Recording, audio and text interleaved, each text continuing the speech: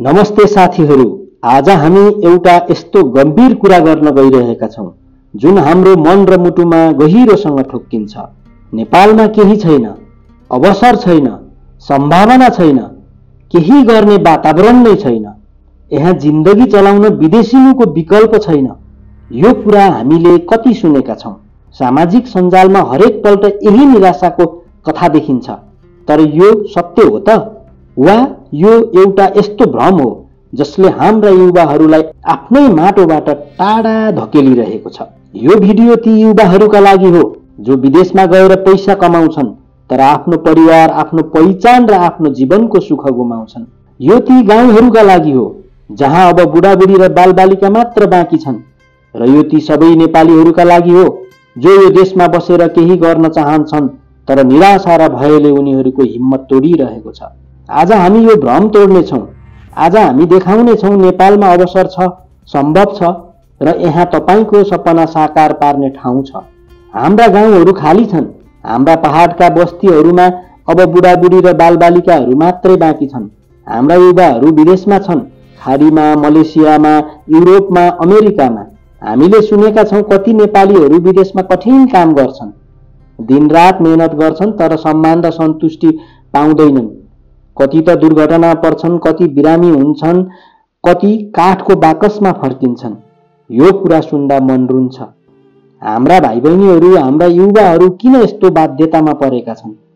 किन हामीले यो विश्वास गर्यौं कि नेपालमा केही छैन? यो निराशा, यो भयावह चित्र, यो हामीलाई डिमोटिभेट गर्ने भाष्य यो कहाँबाट आयो?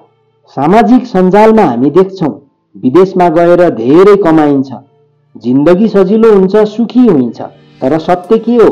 विदेशमा गएका हाम्रा दाजुभाइ दिदी बहिनीहरूले कस्तो जीवन बिताइरहेका छन्? खाडीको गर्मीमा 12 घण्टा निर्माण स्थलमा काम गर्नु, रातभरि होटलमा भाँडा माझ्नु वा अनिदो बसेर अरूको घर सफा गर्नु, यो कति सजिलो छ? र सबैभन्दा दुःखको कुरा, विदेशमा गएर पैसा कमाएर फर्किँदा पनि हाम्रा छोराछोरीले आफ्नो बाबुलाई चिन्दैनन्, श्रीमतीसँगको सम्बन्ध टुट्छ, परिवारसँगको माया टाढिन्छ। मैले एकजना भाइसँग कुरा गरेको थिएँ।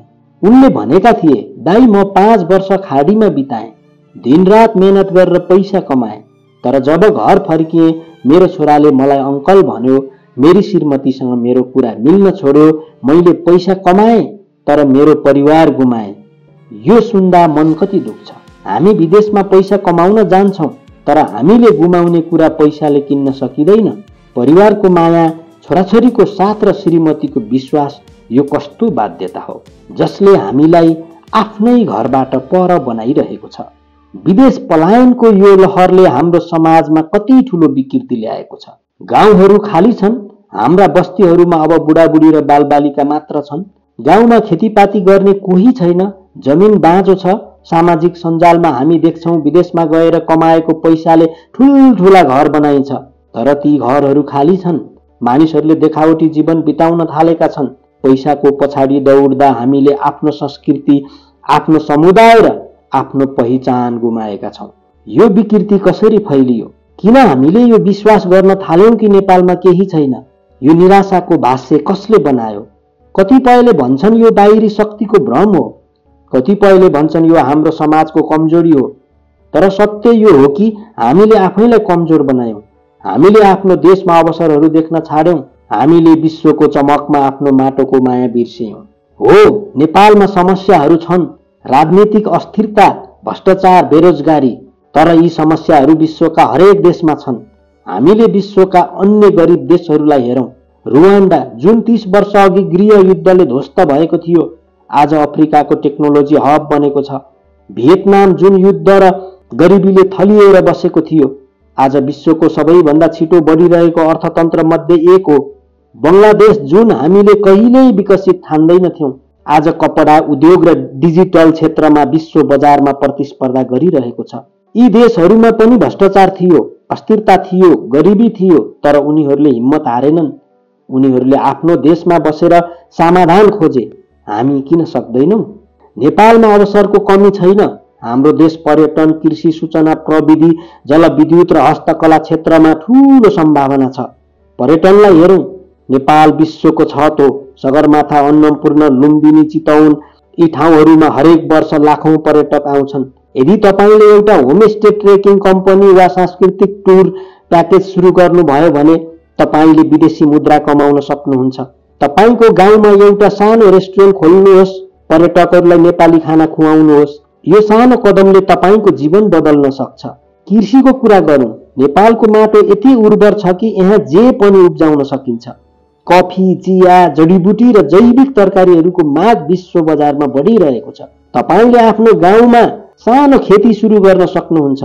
अनलाइन मार्केटिङ मार्फत ती उत्पादनलाई विश्व बजारमा पुर्याउन सक्नुहुन्छ। र सूचना प्रविधि, आजको युग डिजिटल युग हो।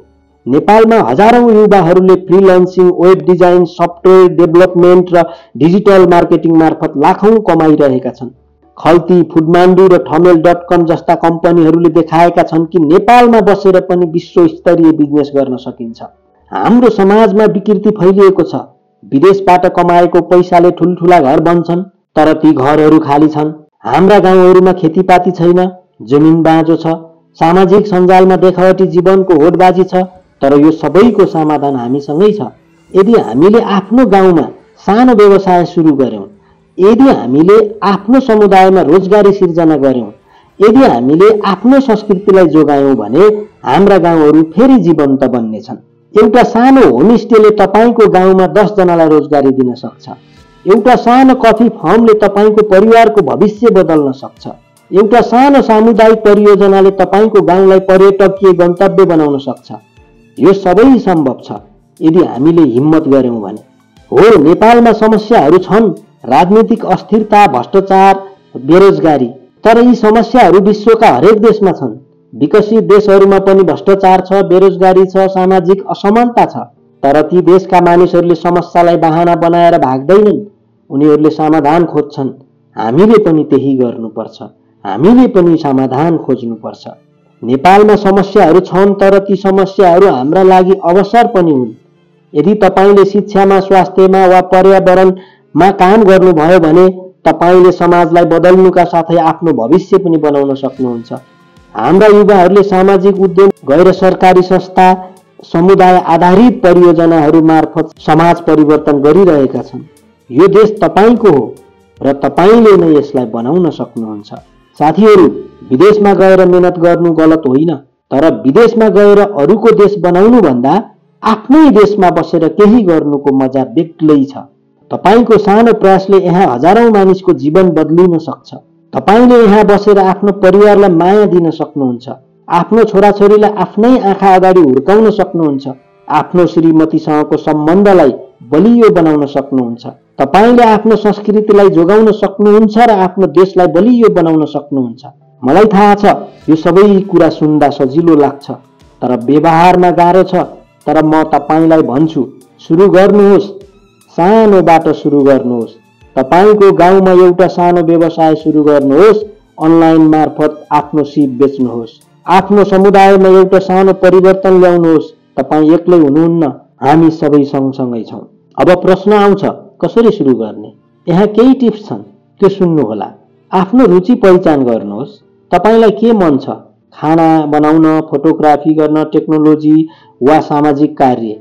तपाईलाई रुचि लागेको काममा तपाई मेहनत लगाउनुहोस्, बेजोड मेहनत लगाउनुहोस्, समय दिनुहोस् र तपाई त्यो कामका लागि दक्ष बन्नुहोस्। तपाईको भविष्य नेपालमै छ। सिप सिक्नुहोस्।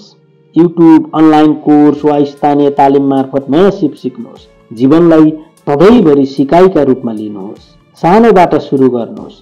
सपना ठूलो देख्नुहोस्, तर सुरुवात सानोबाट गर्नुहोस्। जस्तो कि तपाई सर्वोच्चको शिखरमा पाइला टेक्न हिड्नु भएको छ भने तपाईले पहिलो खुर्किला जमिनबाटै सुरु गर्नुपर्ने हुन्छ, अनि मात्र तपाई सर्वोच्चको शिखरमा पुग्नुहुन्छ। नेटवर्क बनाउनुहोस्।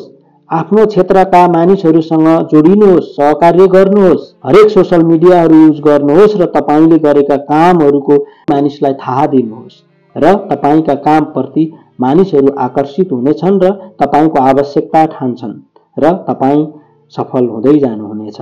साथीहरू, नेपाल हाम्रो देश हो। यो हाम्रो माटो हो, हाम्रो पहिचान हो। हामीले यो देश छोडेर भाग्ने होइन, यहाँ बसेर बनाउने हो। हाम्रा गाउँहरू खाली छन्, तर हामीले ती गाउँलाई फेरि जीवन्त बनाउन सक्छौं। आज युवाहरू विदेशमा कष्ट भोगिरहेका छन्, तर हामीले तिनलाई यहाँ फर्काएर सम्मान र सन्तुष्टिको जीवन दिन सक्छौँ।